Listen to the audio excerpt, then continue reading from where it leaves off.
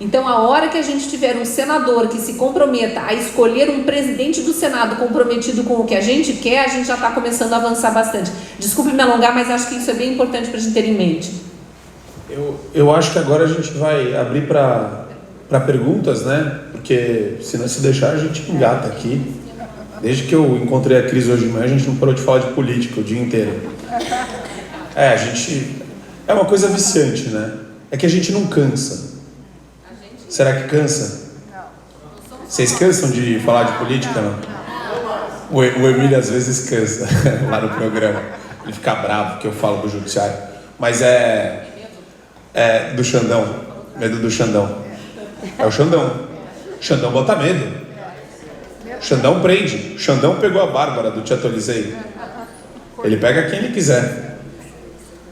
Eu não sei se vocês conhecem, mas eu tinha um programa dentro da Gazeta do Povo que se chamava A Hora do Strike, que estreou em julho do ano passado. Esse programa ainda existe, tá? Ele saiu da Gazeta do Povo por medo que nós tínhamos da legislação eleitoral e da perseguição descarada que está acontecendo contra os raríssimos veículos que se assumem conservadores, como é o caso da Gazeta do Povo, liberal e conservadora. O Hora do Strike tinha 3 comentaristas fixos: Kim Paim, que mora na Austrália, o Gustavo Gayer e a Bárbara, do canal Te Atualizei. O Kim não sofreu perseguição porque ele não falava de STF. Quando a gente trazia a pauta à tona, ele mudava de assunto. Ele falava de Senado, ele falava de assinaturas, de outras coisas.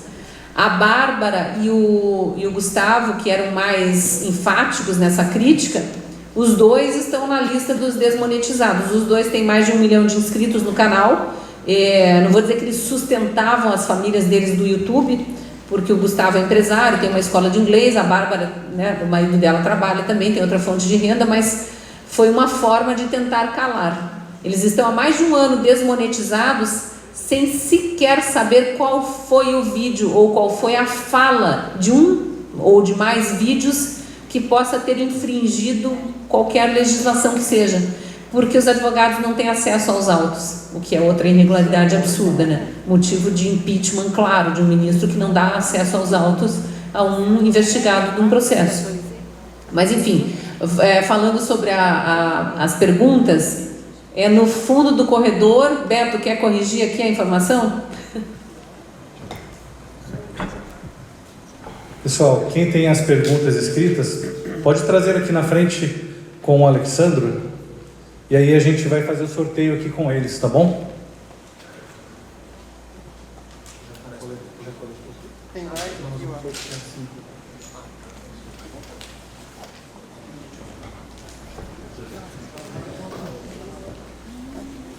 Já vou falar. Vou esperar mais um pouquinho. Deixa eu perguntar para vocês. Alguém aqui, eu queria só ter uma visualização melhor. Quem aqui tem parente de esquerda? Deixa eu ver. Tem um ou outro só que não levantou a mão. Tá. Agora eu vou mudar de parente para amigo de esquerda. Ex-amigo. Olha só. Tá. Minha boca. Então, boa. E amigo isentão, que fala que não é nenhum nem outro? Vai, menos aqui no meio. Entendi. Olha, esse é um ponto interessante. Eu estava falando com a Cris sobre isso. O isentão é o mais perigoso, porque o isentão, ele vai querer passar sempre um ar de neutralidade. Não, veja, né? Diogo Chão. Não, eu não vou falar nomes aqui. Mas Diogo Chão. Tem vários, na verdade.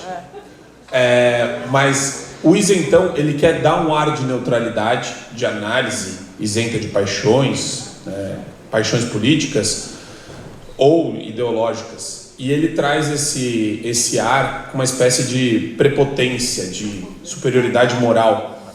E é perigoso isso, porque isso acontece muito. No ambiente universitário escolar, ainda mais. E tem que tomar muito cuidado, porque a quantidade de conteúdo contaminado por ideologia que tem nas escolas, nas universidades, é gigantesco. E fora esse ambiente intelectual, você ainda recebe uma carga ideológica gigantesca da Anitta, dos artistas da vida, né? Que eles transmitem também, né? E não é sem querer querendo, né? Porque, sei lá, a Anitta fez o curso com a Gabriela Prioli, que ela não sabia que... Ela achava que existia deputado municipal, sei lá. Ela não entendia direito o sistema, e até aí tá tudo bem. Ela quis aprender, etc.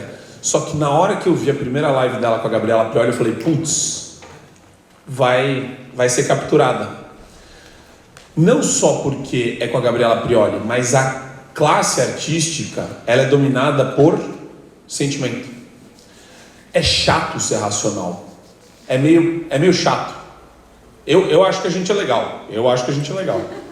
Mas o cara racional, o cara que fala em boleto, que fala em responsabilidade, que fala para você parar de se vitimizar e assumir as rédeas da sua vida, não adianta ficar apontando o dedo pro seu pai, para sua mãe, para os problemas que a vida traz. assume, vai. Você vai levar rasteira, você vai apanhar, você vai ser injustiçado, vai acontecer muita coisa ruim na sua vida. Mas para de reclamar e, resolve. Para de ser chato, vitimista. E o outro lado é o contrário.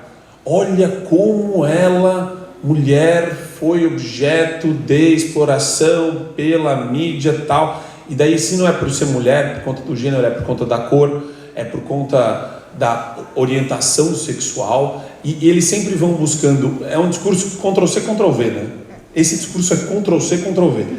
Copia e cola. Você pode usar isso daí até para a questão ambiental, né? Copia e cola também. A tartaruga lá com o canudinho. Quem lembra da tartaruga com o canudinho? Vocês ficaram tristes com a tartaruga com o canudinho?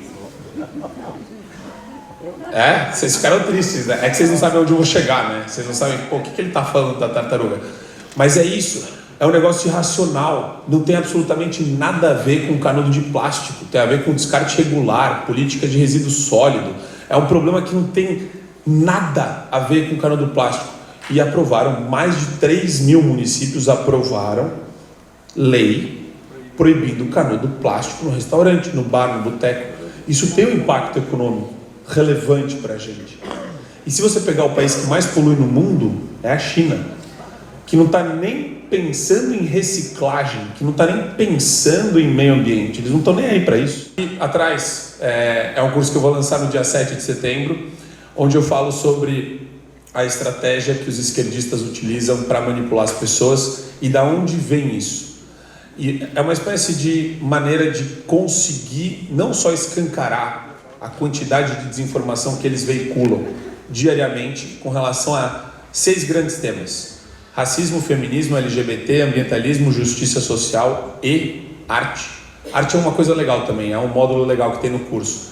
Como eles entram na arte para desconstruir todo o padrão estético e de excelência técnica que a gente conseguiu desenvolver durante os últimos 400 anos. É um negócio maravilhoso como essa desconstrução aconteceu e onde que a gente está. E no final do curso eu faço uma conclusão mostrando para onde a gente pode ir e como que a gente pode se instrumentalizar para combater essa quantidade obscena de desinformação. E também tem várias entrevistas que eu chamei pessoal, Fernando Conrado, Adriles Jorge, Adriles é maravilhoso, e vários colegas, não só da Jovem Pan, mas professores e pessoas que trabalham nas redes sociais, mas que entendem essa dinâmica de guerra cultural. Que a galera tende a achar, erroneamente, que guerra cultural tem a ver com arte. Porque você lembra de Ministério da Cultura, você lembra de Secretaria da Cultura. Não, cultura é tudo, é o comportamento nosso no dia a dia. É como a gente se comporta em família, como que a gente se comporta no trabalho, como que a gente se comporta socialmente. Isso é cultura, né? E é sobre isso que o curso vai tratar essencialmente. Mas era isso. Quem quiser se inscrever na bio do meu Instagram tem lá o link. Vai ter uma aula inaugural dia 7 de setembro. E acho que podemos ir para as perguntas, né, Cris? Vocês acham que estamos em perigo, já que o TSE tem o controle desse tema? Olha, eu sou muito otimista, eu prefiro sempre acreditar aquilo que eu disse, a gente tem que colocar em prática, tá? Tem umas coisas que a gente não pode nem falar, porque o pensamento atrai, as palavras são a verbalização do pensamento. Eu não confio 100%.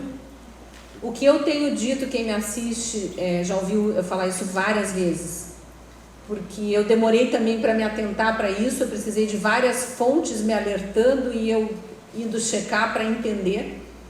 O mais grave não é a urna eletrônica, se ela é possível de ser invadida ou não, mas a gente sabe que todo equipamento eletrônico, sim, os bancos estão aí gastando bilhões todos os anos, FBI, até o Pentágono já foi invadido, enfim, espionagem russa, o próprio Fachin falou isso, enfim. Mas vamos esquecer a urna, porque ela é uma deusa, né? A urna está endeusada, ela é de brilhante, a gente tem que fazer reverência. Mas vamos pensar o que acontece do momento do confirma para frente. Tem o tal do código-fonte, que é inspecionado, que as Forças Armadas foram lá, convidadas, os melhores analistas em TI do Brasil são das Forças Armadas. O Exército tem um centro de controle cibernético que monitora dia e noite, 24 horas por dia, com aqueles engenheiros super gabaritados que se formaram no ITA e no IME, que são as melhores escolas de engenharia do país, as mais concorridas, as almejadas por todo mundo que quer ser engenheiro.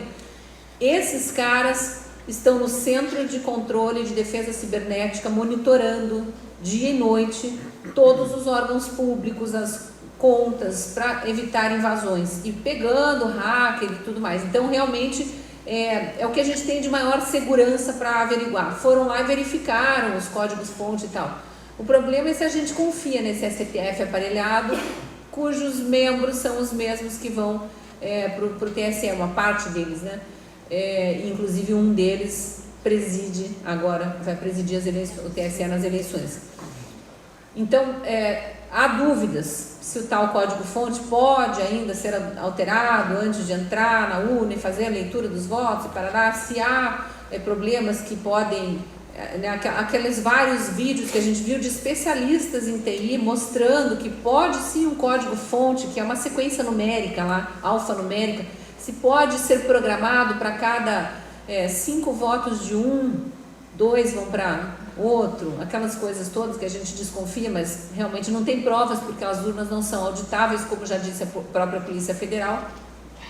Mas o maior problema, que é o que eu queria dizer, que eu demorei a entender, depois vocês pesquisem, artigo 221, 22, esse número ninguém esquece, 221, artigo 221 do Código Eleitoral, está escrito que é obrigatória a contagem pública dos votos. E o sistema eletrônico de votação não permite isso.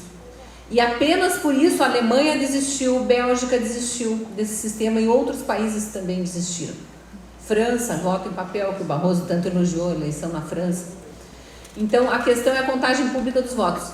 O que eu pessoalmente acho que pode acontecer. Não importa, tem pergunta aqui sobre pesquisa, eu acho que a gente tem falado bastante nos jornais o que a gente acha de pesquisa e é o que vocês acham também, acho que não vem o caso de perder tempo com isso, mas a gente sabe qual é a verdadeira pesquisa, né? E não é a gente está dentro de uma bolha, a gente está com uma noção irreal, não, a gente tem 2 olhos, algumas pessoas têm um só, mas enfim, a gente enxerga e a gente vê o que está acontecendo e não é de agora, não é do período eleitoral, é de 4 anos para cá. Toda vez que o presidente Bolsonaro sai, onde quer que ele vá, de surpresa ou agendado, tem sempre uma multidão. Isso nunca aconteceu no Brasil, nem no auge da popularidade do Lula, que foi um líder muito popular, era alguém do povo que ascendeu, tinha uma história bonita, de um metalúrgico que perdeu um dedo, acidente de trabalho, tudo, né? Nordestino, que foi fazer a vida em São Paulo, linda história. Chegou à presidência da República dizendo que analfabetos não precisam ir para a universidade porque eles e nós, os pobres, os ricos, os que voavam de avião e os que não voavam, a empregada doméstica e a patroa, aquela divisão que foi se acentuando. Nem ele. Vocês lembram de Lula saindo na rua e tendo multidões atrás? Eu lembro que eu cobri o lançamento do Minha Casa Minha Vida, por acaso eu estava em Brasília fazendo uma série de reportagens para a RPC e fui acompanhar. Tinha um auditório 3 vezes o tamanho desse aqui, cheio de gente, mas eram convidados. As pessoas receberam convites para ir. Prefeitos, secretários estaduais. Não eram pessoas que apareceram porque queriam ver o presidente. Não. Nem lá. Então a gente tem os nossos olhos. O que eu imagino que pode